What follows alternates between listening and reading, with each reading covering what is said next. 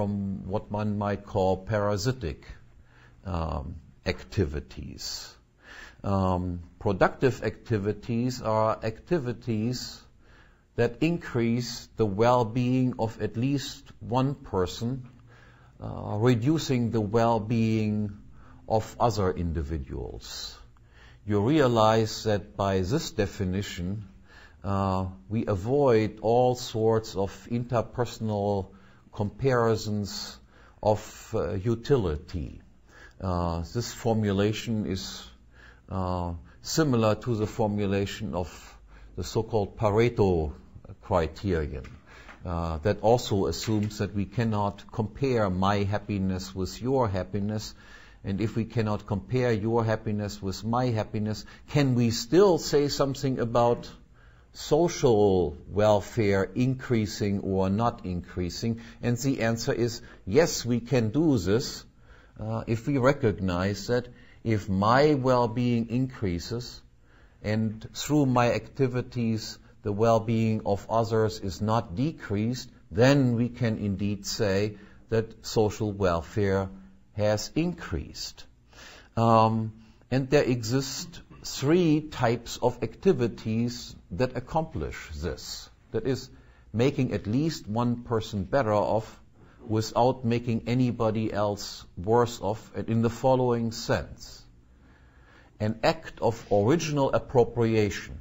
That is, I am the first person to put some previously unowned resource to some use, is, in this sense, a Pareto superior move. It makes me better off, otherwise I would not have appropriated what I appropriate, and it does not take away anything from anybody else, because everybody else would have had the chance to appropriate the same thing, but they demonstrate through their own activity that they did not attach sufficient value to it. They did something else. So nothing has been taken away through an act of original appropriation from anybody else, but one person is definitely better off. Nobody else is made worse off as a result of it. The second type of Pareto superior move is to engage in acts of production. I use my own physical body with the help of originally appropriated resources and now transform something that was less valuable into something that I expect to be more valuable. Obviously, I am better off because of this. Otherwise, I would not have engaged in this act of production. And nothing is taken away from anybody else. Everybody else has exactly the same resources at their disposal that they had prior to my act of production. One person is better off. No one is made worse off. And finally, acts of voluntary contractual exchange also are productive in the sense that two individuals benefit from the exchange. Otherwise, this voluntary exchange would not have taken place. And again, no resources at the disposal of any third party are affected by this voluntary transaction between two individuals.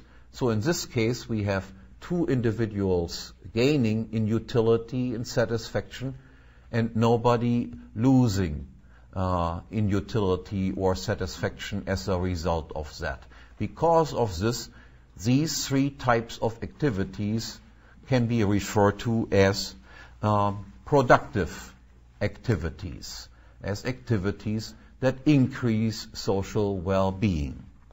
In contrast, we have, of course, what we call parasitic activities, and I mean parasitic this time in a slightly different meaning from that I mentioned very early on as having been used by Carol Quigley. Remember, Quigley refers to parasitic activities as activities that somehow diminish the amount of goods in existence, like picking berries and not replacing it with anything.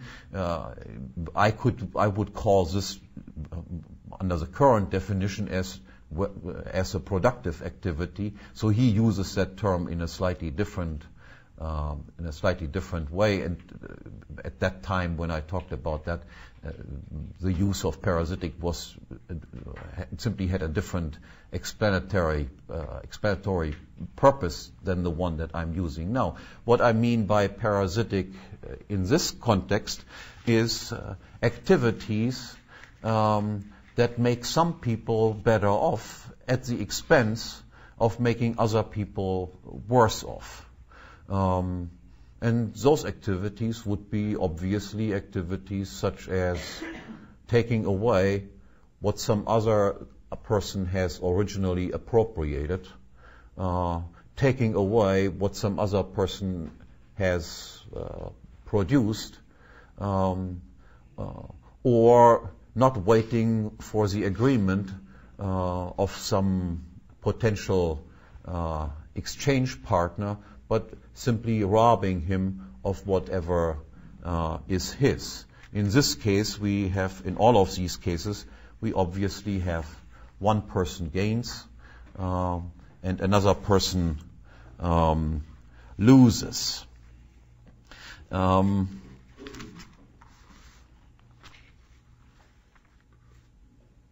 Let me briefly mention three typical parasitic activities that play a great role in history before I then come to a special form of parasitic behavior which is associated with the institution of the state. Parasitic behavior would be, for instance, in the most drastic form, cannibalism.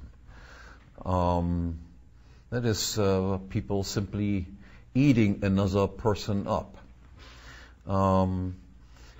It was, again, insight and intelligence on the part of people that led to the abolition of cannibalism.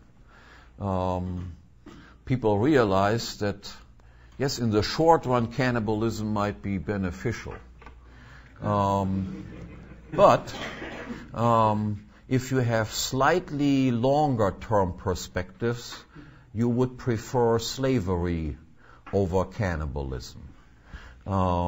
This is indeed a stage of human development that for which we have anthropological evidence. That most cannibals realized at some point, after smarting up a little bit, that slavery was definitely superior over this, unless you are very, very hungry at this particular moment. What would be grain-fed or ranch-fed or grain-fed? Let me since you just challenged me here on this subject, and this is a seminar, we can just go a little bit astray at one time. Sometimes there was some time ago a report in the Wall Street Journal, I remember, and they interviewed an old cannibal, how it was during the times when cannibalism was still a common practice.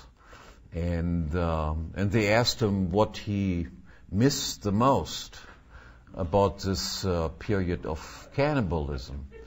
And what he said was, what I missed the most was the baby meat. That was the most tender of all the meats. But at least people even overcame this delicious temptation and developed slavery. And again, it was rational thought, so to speak, that also overcame this institution of slavery. Because they realized that slavery is, by and large, an unproductive system of human interaction. Again, slavery in the short